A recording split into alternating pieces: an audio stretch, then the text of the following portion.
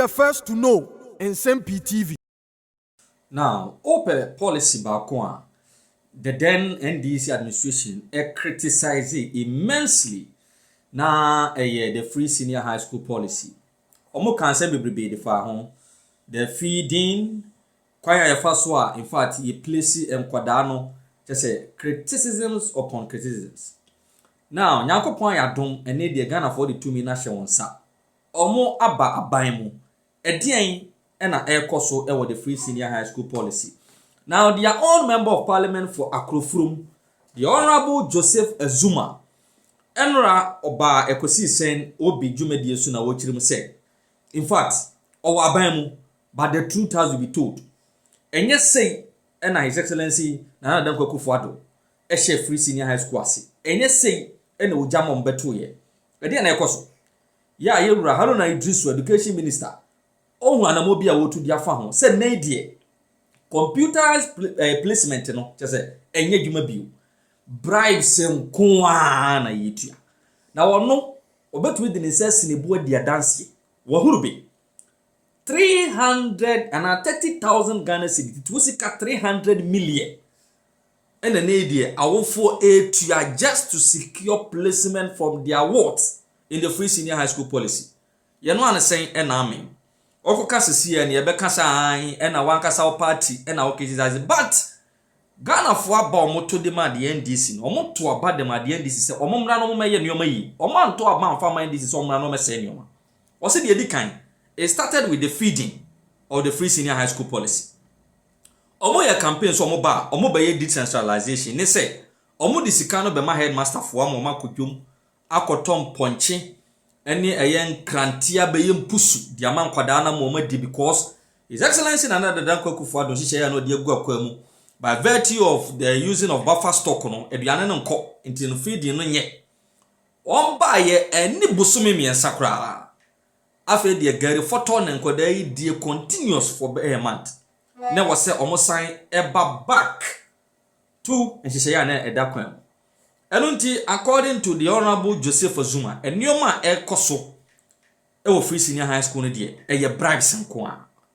Now, the earlier the NDC sits up and review the system, the better. The other interesting revelations are where in fact actually Obi e bra no need community yanko na yanko jinchire modudo na afefre. Same way, me wo abam, but I also yaka. I think that me catch the Nipani be omo ben Minister of Education, man no. She say Obi Nsem-Pii nice great or dia breme community 16 amete. Wo humi ya ya no te say me MP no de buy ne ba no pay school be me pese me body. Memo no for can say placement. Within a week I may push no. What me the evidence I bet me. 30,000 cedis for admission to the school. What year? Because of person one on the banner. I don't know, 300 million busa another obano kwasa school na automatically obeba be president, minister, doctor, lawyer, teacher na say obeye den kwasa school na. But well, akwala na ho person oko e ho na oko betimesua na dey because e woni trim nkwala dey so sa sika na nipa na dey wanya ya place no 300 million Ghana cedis or the 30,000 current cedis. Yes. Why? Omaya yetimu no. And that and nothing America say not to interfere but for supervision, monitoring Yema DC MCs KMA board obian delegate on delegating nipa back delegate one person. Now on school the governing board no mo admission no. Anyesa ensema ekokoso na ye fa na say nyehwe no eno niku aban. We've all agreed say the computer and the placement. Yes. And the IR say atna system no. Yeah, this is the say no. Worse than first na obi akopene dey because I don't sure say computer and the obi to school be the person mempe. And paying money left right center. So grade A grade B one ni adenti. So ade no nyina obi say school we na meko. Oh, Charlie. The ono anya admission wo ho no. Dada no ye gene be 1,500 na ya asem de ono so pe hono so I ready say 20,000 30,000 why so say I'm here ya it's really sad and some of the neoma here to say schools need be a G student this one family school I'm like one say yeah by Minister of Education yes say omo feeding no yes ye decentralizing omo akasa yeah and a later aban who say na me wo aban nim omo de ba no they can say benya challenge supervision yeah the old one now free central government no ba no challenge is a ba mu bebre say do ba na supply na dia na sure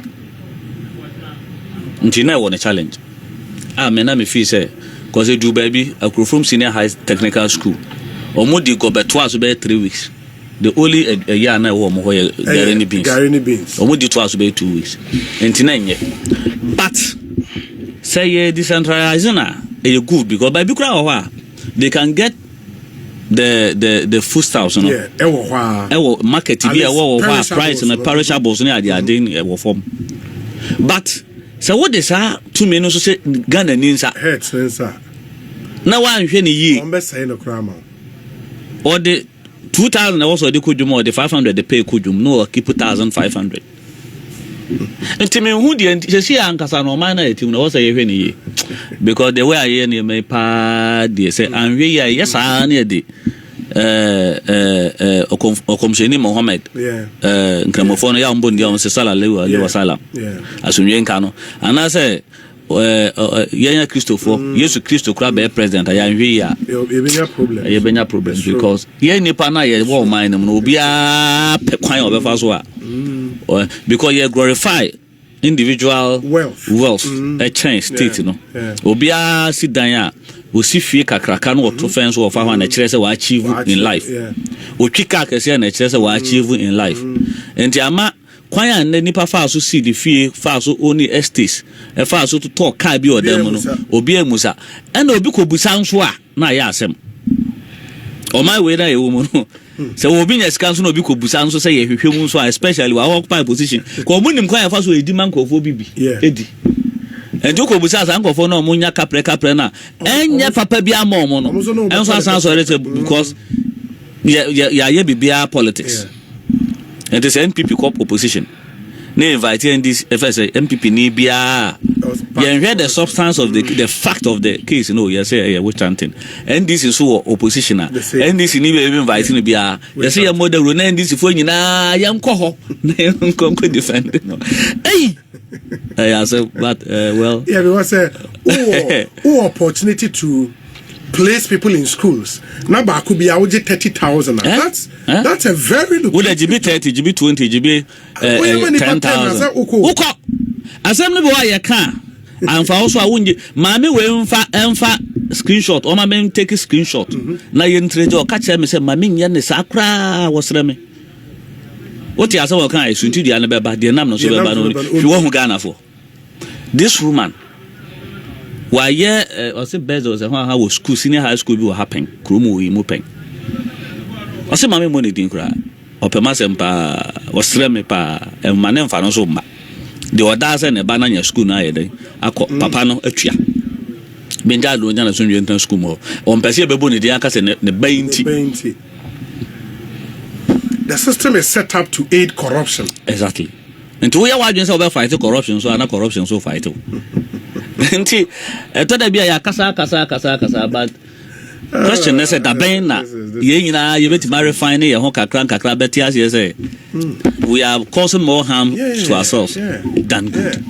This is really bad. And in fact the senior high school a year e koso die aban fa na nin koso pa me wofa ene the party can see e ba ye betwam ene nyame adom ye nso ye ka chom se e ba ye metwam ye ba ye ntwam na ye and there was a ye if it must be done it must be done well. Right before sir me no be call the entire me friend pay class no na me bo an NDC MP me video ha what can say the school placement ye dija abai no people are paying as much as 30,300 million ansa na akwala na watwa okra nice results no ya post minimara.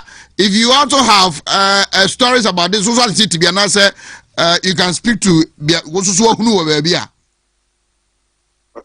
na if I say we 30,000 in credit so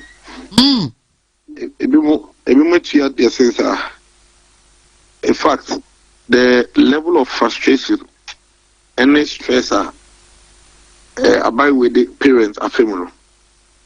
A bob person say next year they shouldn't face that.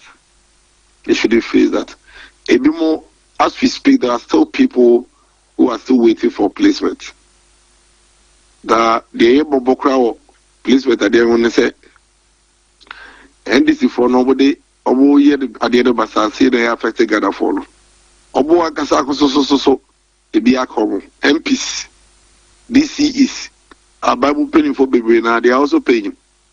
Now when you say MP do 30,000 a year. Want to me radio. That may anyway days. So and unfortunately this is a system or how be anywhere you go. 2024 model no mabeto you know. Omo tweak the kakra. And no the problem signal ebano.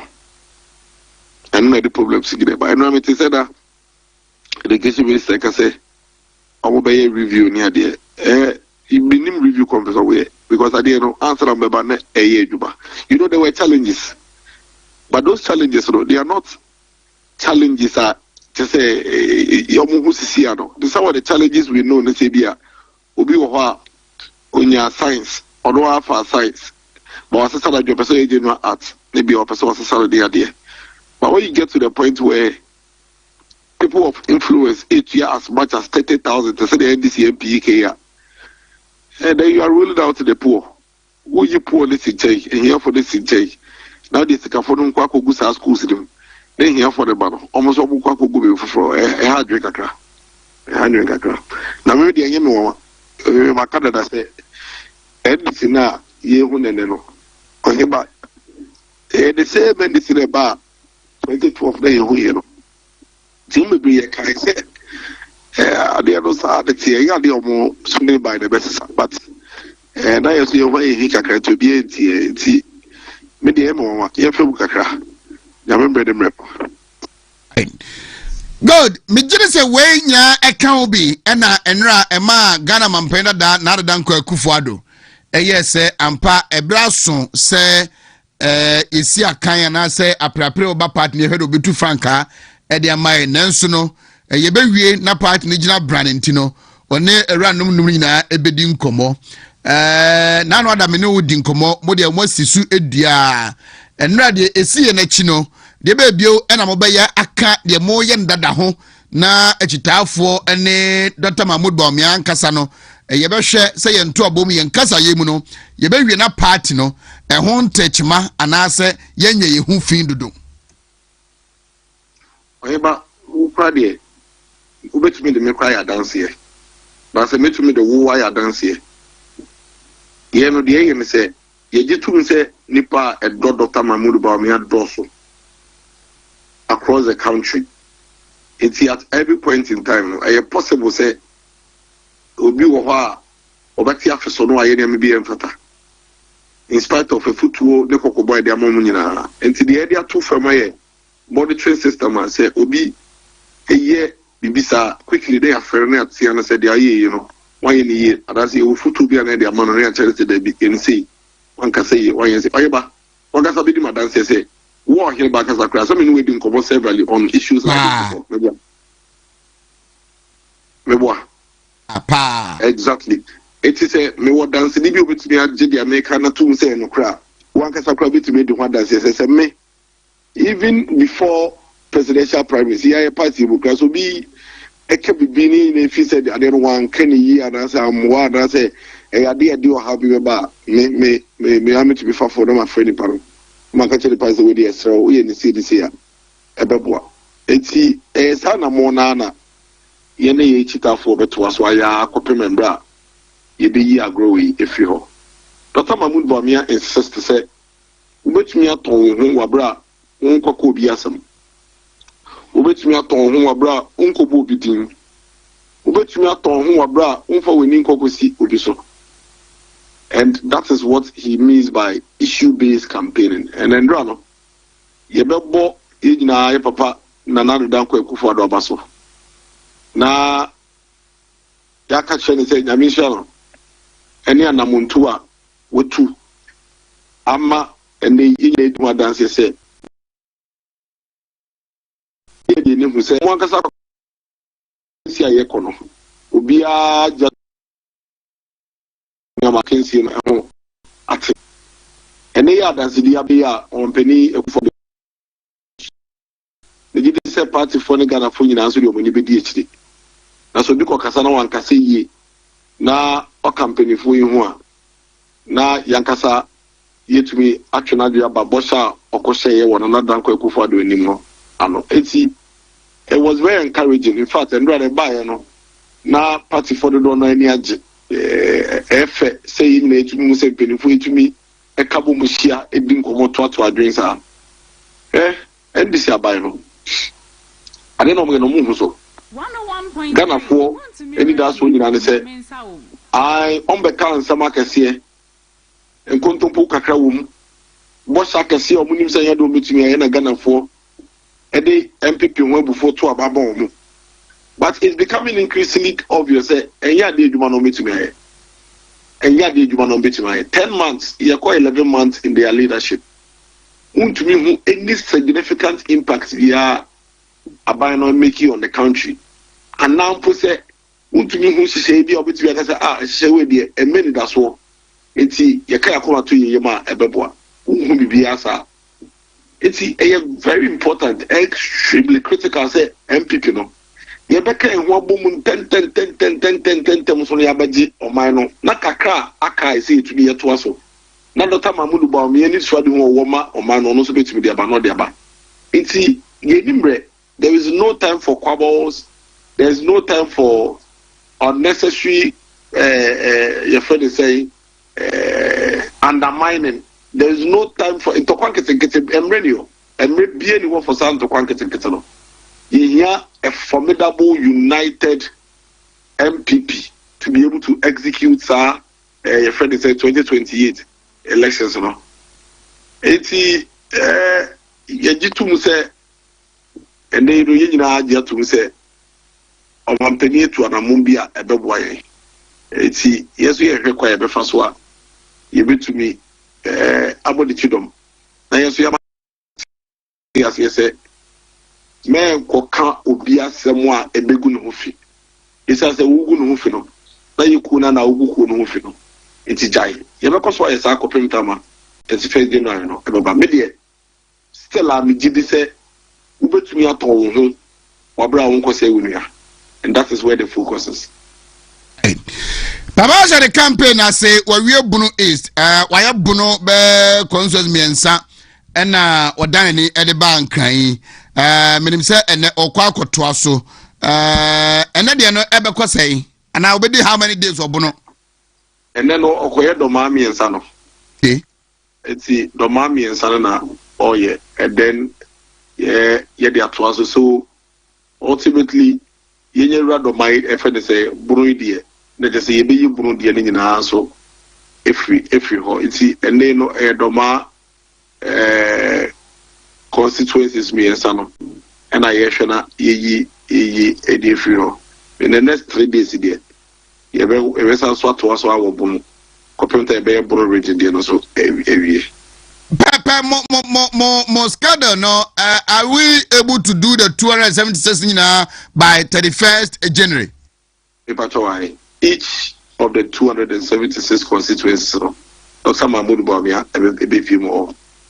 Each of the 276 constituencies, Dr. Mahmoud Bawumia, be to ensure, say, on the party, police station executives, electoral area coordinators, formal and current constituency executives, species, MPs, HBCA, and no constituencies, you should be rest assured. Your program here 31st January the best day. Now you call every single constituency. And this would be the sixth time Dr. Mahmoud Bawumia echo each of the constituencies. 6th time. Dr. Mahmoud Bamia echo each other coincidence. Candidate being you. Candidate being who are one Ghana ha. None of the aspirants, and our Nante Ghana ha. Saying Dr. Mahmoud Bamia. Being you. Some of the aspirants graduate. Obitumi can be at 20 constituencies be our call. I feel now all shows obitumi calling Dr. Bamia constituency be our community. In Sian so na all causes here. Ebi wo ha in song ebi wa watching all the party for akoko shedin ko